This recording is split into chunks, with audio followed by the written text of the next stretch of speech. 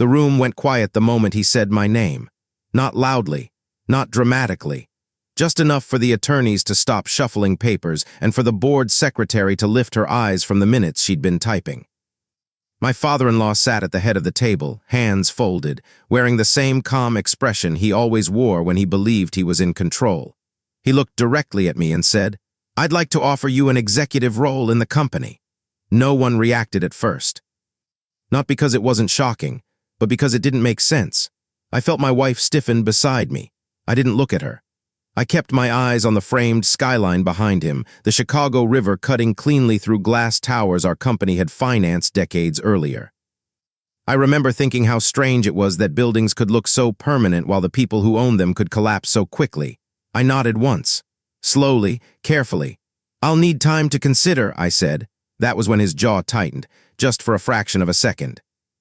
Enough for me to know he hadn't expected restraint.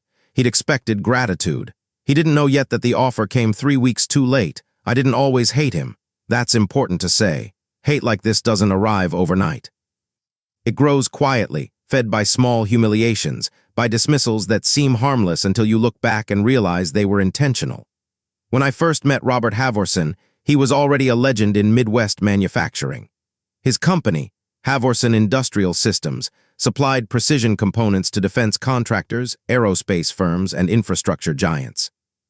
Privately held, family-controlled, valued according to the last internal audit I'd seen at just over $1.4 billion. Publicly, he liked to call it a legacy business. Privately, it was a weapon. I met him 8 years earlier, long before boardrooms and attorneys. Back then, I was just the man dating his daughter. Claire was finishing her residency in internal medicine, exhausted and brilliant with a way of listening that made you feel like you mattered. I was working in financial compliance, mostly advising mid-sized firms on risk exposure. Quiet work, invisible work.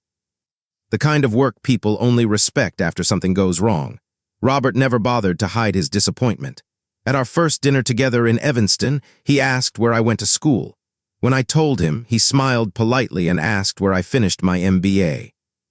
I told him I didn't have one. The smile stayed, but his eyes changed. "Oh," he said, "so more of a technical support role." I corrected him gently. He didn't respond. That was the beginning. The comments never sounded cruel on their own. They were always framed as jokes, observations, fatherly advice. At our wedding, he toasted Claire's remarkable future and thanked me for supporting her ambitions. At family gatherings, he asked me whether I'd ever considered something more stable. Once, in front of his senior managers, he introduced me as Claire's husband. He works somewhere in finance, I think. Everyone laughed. I smiled. What he never knew was that I had already been inside his company long before he ever spoke my name in that boardroom. 6 years earlier, Halvorson Industrial had quietly acquired a failing logistics software firm to bring its supply chain management in-house. The acquisition was rushed, poorly structured. To make it work, Robert needed capital without losing control. He found it through a private placement, offered to a handful of outside investors under strict confidentiality. One of those investors was a Delaware holding company with no public footprint. That holding company was mine. At the time, I didn't see it as revenge or strategy. It was work. I had been asked to evaluate the risk. I saw the inefficiencies, the overconfidence, the way authority was concentrated in too few hands. I also saw opportunity. When the minority shares were offered, I took them, quietly, legally, invisibly. Over time, through secondary purchases, debt conversions, and one inheritance no one connected back to me, that minority stake grew. By the time Claire and I bought our house in Wilmette, I owned 47% of Halvorson Industrial Systems. No one in her family knew, not even her. That secrecy wasn't deception, it was protection, or at least that's what I told myself. The hate didn't solidify until Daniel was fired. Daniel Morales had been with the company for 12 years, operations compliance, smart, cautious, loyal to a fault. He caught a procurement irregularity tied to a subcontractor in Indiana, small on paper, significant in pattern. He flagged it internally, asked for clarification. 2 weeks later, he was escorted out. Robert called it restructuring. I knew better, so did Daniel. But Daniel had a mortgage, 2 kids, and a non-disclosure agreement that came with a severance package designed to keep him quiet. When he called me, his voice was steady, but his hands were shaking. I could hear it in the pauses. "They told me not to worry," he said. Said I was imagining things. That was the moment restraint turned into resolve. I didn't confront Robert. I didn't warn Claire. I started documenting dates, emails, vendor codes, payment schedules that didn't align with delivery logs. I knew exactly where to look because I'd seen it before in other companies, other collapses. And while I was doing that, Robert continued treating me like an accessory, like someone temporary, someone powerless. Which is why, years later, when he finally looked at me across that boardroom table and offered me a seat at his side, he believed he was extending authority. What he was really doing was acknowledging a threat he could no longer ignore. He just didn't know how close it already was. After Daniel was fired, the company stopped feeling abstract. Before that, Havorson Industrial had existed in my life as numbers on a balance sheet, percentages in a private ledger, a long-term asset I monitored with professional distance. After Daniel, it became personal, not because I wanted revenge, but because I recognized the pattern too clearly to ignore it. The first thing I did was nothing. That sounds strange, but restraint is often mistaken for weakness. I kept attending family dinners. I listened while Robert complained about ungrateful employees and regulatory overreach. I watched how he spoke to Claire, how he praised her discipline while subtly reminding her that her career existed separately from the real business of the family. Claire trusted him. That was the most dangerous part. She believed her father was strict but fair, old school but principled. She'd grown up watching him build the company from a regional supplier into a national force. In her mind, his flaws were human, not strategic. When she asked about Daniel, she accepted the explanation she was given. "He must have messed something up," she said one night folding laundry. "Dad wouldn't fire someone for nothing. I didn't correct her, not yet. Instead, I expanded my access." As a shareholder, I already received quarterly summaries, but I began requesting deeper documentation, always through intermediaries, always framed as routine due diligence. Vendor contracts, compliance reports, internal audits that had been delayed and then quietly shelved. I noticed the same subcontractor Daniel had flagged appearing again and again, always just under the threshold that required board approval. The payments were routed through a shell logistics provider in Fort Wayne, Indiana. On paper, it looked clean. In practice, the delivery logs didn't match the invoicing cycles. Someone was being paid for work that didn't exist, or at least didn't exist at that scale. By March, I had a spreadsheet that told a story no one wanted to hear. By April, I had emails, not explicit instructions. Robert was careful. He always spoke in implication, in tone, in understanding.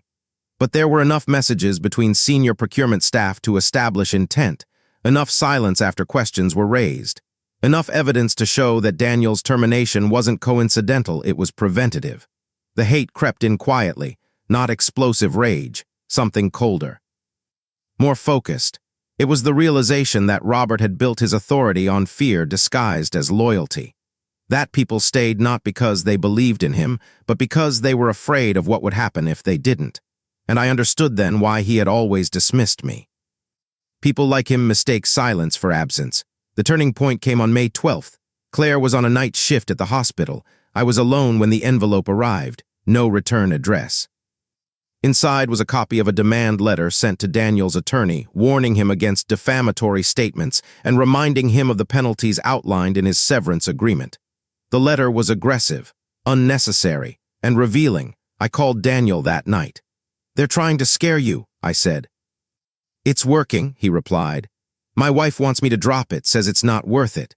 I didn't blame her. They were vulnerable. That mattered, so I did something I'd avoided for years. I told Daniel the truth, not all of it, not the percentage, but enough. I told him I was a shareholder. I told him I had access. I told him he wasn't wrong and that if he was willing to be patient, he wouldn't be alone. There was a long pause on the line. "Why are you helping me?" he finally asked. "Because they think you're disposable," I said, "and because I don't." From that moment on, the preparation became deliberate. I retained an independent forensic accounting firm under the guise of a routine risk assessment. I coordinated quietly with an external compliance consultant who had previously worked with the Department of Justice on procurement fraud cases. Nothing was reported yet. No accusations were made. Everything was documented. Meanwhile, Robert's behavior changed. He started inviting me to lunches. asking my opinion on market trends, complimenting my insight in ways that felt rehearsed. Once he even asked whether I'd ever considered playing a bigger role in the company. I declined politely every time. The more evidence I gathered, the clearer his anxiety became. Power, when threatened, becomes generous. That generosity is never sincere. The final confirmation came in July during a family gathering at his lake house in Wisconsin. After dinner, he pulled me aside onto the deck, away from Claire and the others. The sun was setting, turning the water copper. "You're a smart man," he said. "You understand discretion." I waited. "There may be adjustments coming," he continued. "The company needs stability, loyalty."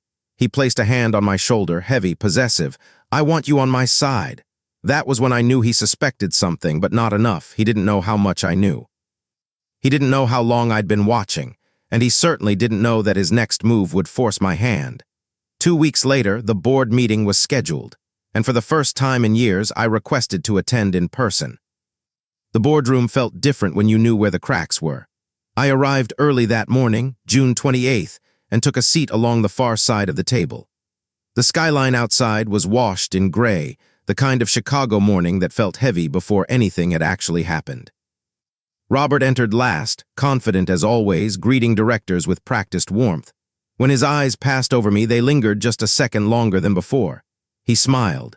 The agenda moved quickly: financial forecasts, supplier updates, a brief discussion about expansion in Texas. Then Robert cleared his throat and introduced a new item, one that hadn't been circulated in advance. Operational streamlining, he called it. What it really meant was consolidation of authority. He proposed dissolving the Internal Compliance Review Committee and shifting oversight directly under executive leadership, his leadership. The justification was efficiency. Reducing delays, maintaining competitive advantage. I watched the room carefully. Some nodded, others hesitated. This was the move I'd been waiting for. I didn't speak immediately. I let the discussion unfold. I listened as concerns were brushed aside, as Robert reassured everyone that regulatory exposure was minimal, that internal checks had become redundant. When he finally turned to me, his tone was almost friendly. "Thoughts?" I folded my hands. "I'd like to review the supporting documentation," I said. Specifically, the internal audits from the past 18 months. The room went still. Robert didn't refuse outright. He couldn't. Instead, he smiled again and said, "Of course, we can circulate summaries." "Full reports," I replied, "including appendices." That was the first time I saw irritation break through his composure. The meeting adjourned without a vote, but I knew what would happen next. That afternoon, Daniel called me. "They froze my severance," he said. "Said I violated the agreement by speaking to outside parties." I felt the shift then, the moment restraint stopped being optional. They were trying to isolate him again, pressure him into silence. And now, because of my presence at the board meeting, they were moving faster. I instructed Daniel to forward every communication to my legal counsel, not to respond. Not to engage, just document. That night, Claire noticed something was wrong. "You've been distracted," she said. "Is this about my dad?" I hesitated. This was the part I couldn't undo. "There are things about the company you don't know," I said carefully. "And things your father hasn't been honest about." She looked at me, searching my face. "Are you accusing him of something?" "No," I said. "I'm saying we need to be prepared." She didn't press, but the distance between us grew heavier. Trust, even when intact, strains under secrecy. Over the next 10 days, I accelerated everything. The forensic accountants confirmed what I already knew. Inflated invoices, phantom logistics services, and payments routed through layered entities designed to obscure beneficiaries. The compliance consultant identified multiple violations that, if reported, would trigger mandatory disclosures to federal regulators. And then came the document that changed the timeline. An internal memo, dated November 3rd of the previous year, authored by Robert himself. It outlined a strategy to neutralize internal resistance and referenced Daniel by name, not directly but unmistakably. "Risk mitigation may require personnel realignment," it read. That memo wasn't just unethical, it was damning. On July 14th, Robert made his mistake. He sent me an email. Subject: future alignment. In it, he formally offered me an executive position, Chief Strategy Officer. The compensation was generous. The language was flattering. And buried in the final paragraph was a condition: As part of the role, I would be required to sign a revised confidentiality agreement and formally relinquish certain shareholder rights to avoid conflicts of interest. He wanted me inside, and silent. I didn't respond immediately. Instead, I forwarded the email to my attorney, the forensic team, and the compliance consultant. Then I replied with a single sentence. "I'll consider it." That was enough to keep him calm, enough to make him believe he still had time. The board meeting was rescheduled for August 2nd. This time I didn't come alone. I submitted a formal request to include external counsel in the session, citing fiduciary obligations as a significant shareholder. Robert objected. The board overruled him. When Claire found out, she confronted me. "What's happening?" she asked. "Why are lawyers coming to a board meeting?" I took a breath. "Because the truth doesn't survive secrecy," I said. She went quiet, hurt, but listening. That night, she slept facing away from me. I lay awake, staring at the ceiling, thinking about how easily power convinces itself it's untouchable. How people like Robert confuse longevity with immunity. The evidence was ready. The timing was set. And the man who had spent years dismissing me was about to learn what silence had been building. The morning of August 2nd felt unnaturally calm. Claire barely spoke during breakfast. She kissed me goodbye out of habit, not comfort. I didn't try to explain anything more. Explanations offered too early sound like manipulation, and I refused to do to her what her father had done to everyone else. The boardroom was full when I arrived. Not just directors this time, but external counsel, an independent compliance officer, and 2 representatives from the auditing firm. The atmosphere was different, formal, cautious. Robert noticed it immediately. His steps slowed as he took his seat. He glanced at me, then at the unfamiliar faces, then back at me again. "You didn't mention this," he said quietly. "I followed procedure," I replied. "As a shareholder." The meeting began. Routine items were cleared quickly. Then the compliance officer requested the floor. She spoke calmly, methodically, outlining discrepancies discovered during a routine risk assessment. No accusations yet, just facts, dates, amounts, vendors. Robert leaned back, arms crossed. When the forensic accountant took over, the room shifted. Charts appeared on the screen, payment flows, layered entities, mismatched delivery logs. He explained how shell vendors had been used to extract funds over a period of nearly 4 years. He named the Indiana logistics firm. He cited invoice numbers. He referenced internal emails that suggested deliberate obfuscation. Robert interrupted. "This is misleading," he said sharply. "You're drawing conclusions without context." The accountant didn't argue. He clicked to the next slide. The memo appeared on the screen, dated November 3rd. Robert's words. "Risk mitigation may require personnel realignment." Silence. The compliance officer spoke again. This language, combined with subsequent actions, indicates potential retaliation against an internal whistleblower. That was when Robert looked at me, not with irritation, but with something closer to fear. "You did this," he said. I didn't respond. External counsel requested a brief recess. The board agreed. During the break, Robert stood abruptly and followed me into the hallway. "You think you're clever," he hissed. "You think you can take this from me?" "I didn't take anything," I said calmly. "I documented it." His voice dropped. "You don't understand the damage this will cause." "I understand exactly," I replied. "That's why I waited." The meeting reconvened. This time the board chair addressed Robert directly. Questions were asked, explanations were attempted, but each answer raised another document, another contradiction, another silence. Then came the vote. An independent investigation would be initiated. Robert's executive authority would be suspended pending review. Interim leadership would be installed. He stood. "You can't do this," he said. "This company is mine." The chair responded evenly. "This company has obligations to its shareholders, its employees, and the law." Robert sat back down, pale. The meeting ended without drama. No shouting, no escort, just consequences. Claire was waiting for me in the parking garage. Her eyes were red but steady. "They called me," she said. "The board chair, he told me everything." I nodded. "You own part of the company," she said slowly. "Don't you?" "Yes." "How much?" "Enough to matter." She exhaled, leaning against the concrete pillar. "You never told me." "I was trying to protect you," I said, "from being used." She looked at me for a long time. "He fired Daniel," she said. "Didn't he?" "Yes." "And he tried to silence him." "Yes." Her voice didn't break. That was the part that hurt most. "I believed him," she said. "Every time." That night, she didn't ask me to leave. She didn't forgive me either. Trust doesn't reset instantly. But it recalibrates when truth replaces illusion.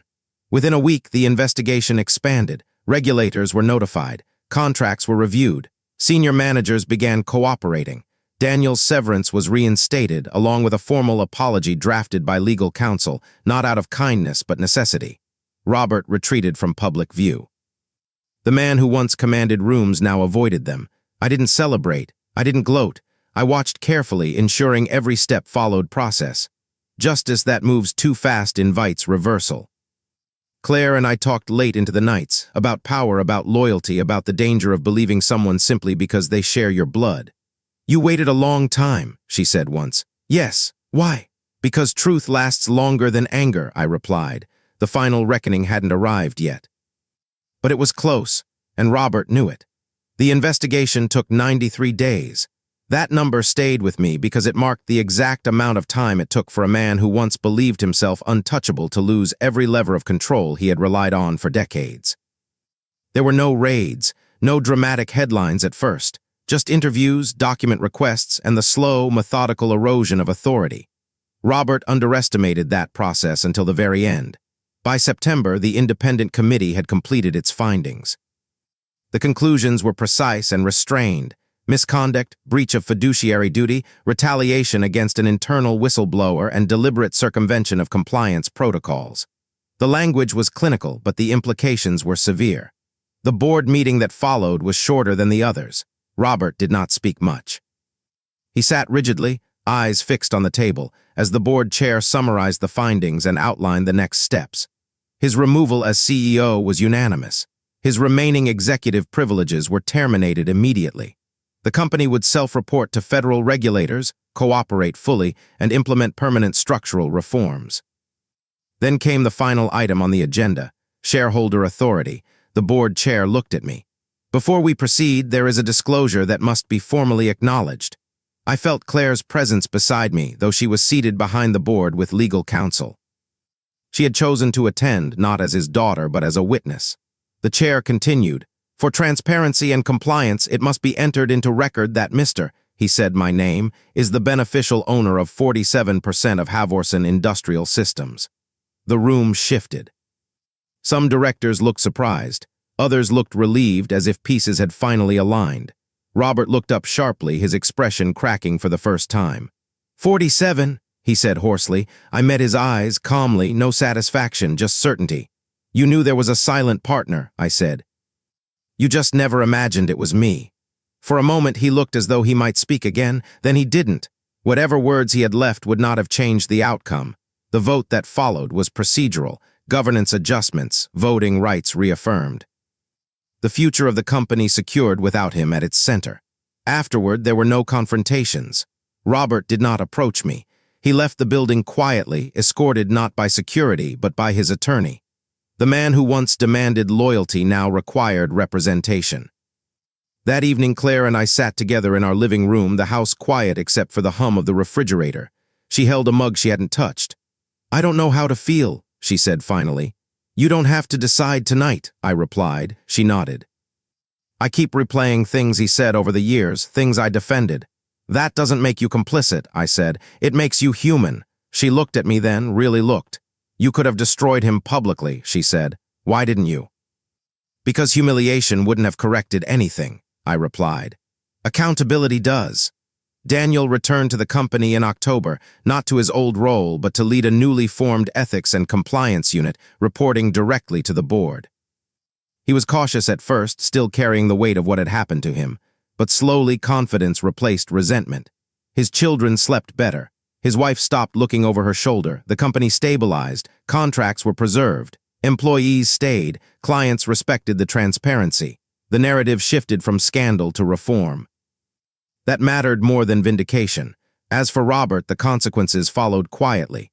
He resigned from industry associations. His influence faded. Lawsuits were settled without admission of guilt, but with significant financial cost. At family gatherings, he was present but diminished, no longer the axis around which everything turned. We spoke once months later, not about the company, not about blame. "You waited," he said almost to himself. Yes, I replied. He nodded slowly, as if understanding something too late.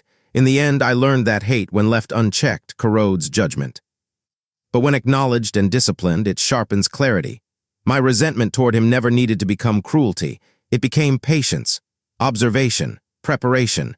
Justice didn't arrive as a moment, it arrived as a process. Claire and I rebuilt something stronger than what we'd had before. Not because secrets disappeared, but because illusions did. Trust became a choice again, not an inheritance. And the company, once ruled by fear, now operated on accountability. That was the real victory, not ownership, not power. But the quiet certainty that when betrayal reveals itself, you don't need to raise your voice to be heard. You only need the truth, the timing, and the discipline to let consequences do their work.